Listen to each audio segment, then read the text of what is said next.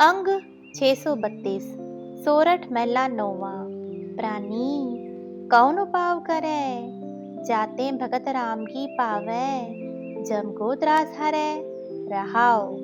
कौन करम विधियाँ कहो कैसी, धर्म कौन पुन करई, कौन नाम गुर जाके सिमरै, भवसागर कौन तरई।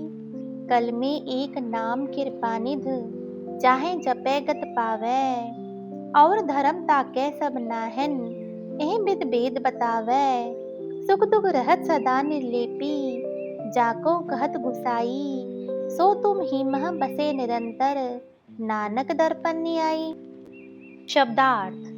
हे भाई बता, मनुष्य वह कौन सा उपाय करे जिससे परमात्मा की भक्ति प्राप्त कर सके और यमदूतों का डर दूर कर सके।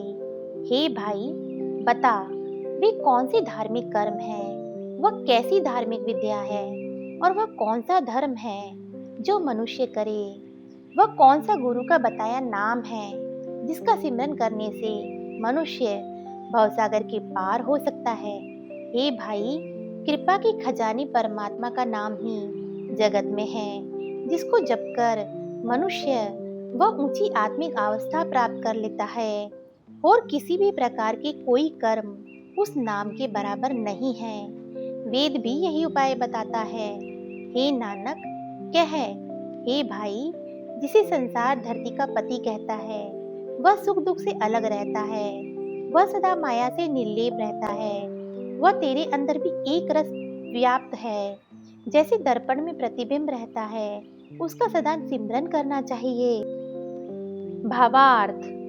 हे भाई बता, वह कौन सा उपाय करे जिससे मनुष्य गुरु ग्रंथ साहिब के उपदेश समझकर अपने जीवन में लागू करता रहे और विकारों से बचा रहे।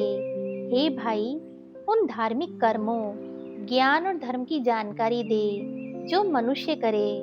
गुरु का मार्ग बता जिस पर चलकर मनुष्य जन्म सफल हो जाए। हे भाई, गुरु ग्रंथ साहिब के उपदेश ही संसार में हैं, जिन्हें समझकर मनुष्य अपने जीवन में धारण करके वह ऊंची आत्मिक अवस्था प्राप्त कर लेता है, और कोई उपाय गुरु ग्रंथ साहिब के उपदेशों की समझ के बराबर नहीं है। सदा रहने वाला ज्ञान भी यही कहता है।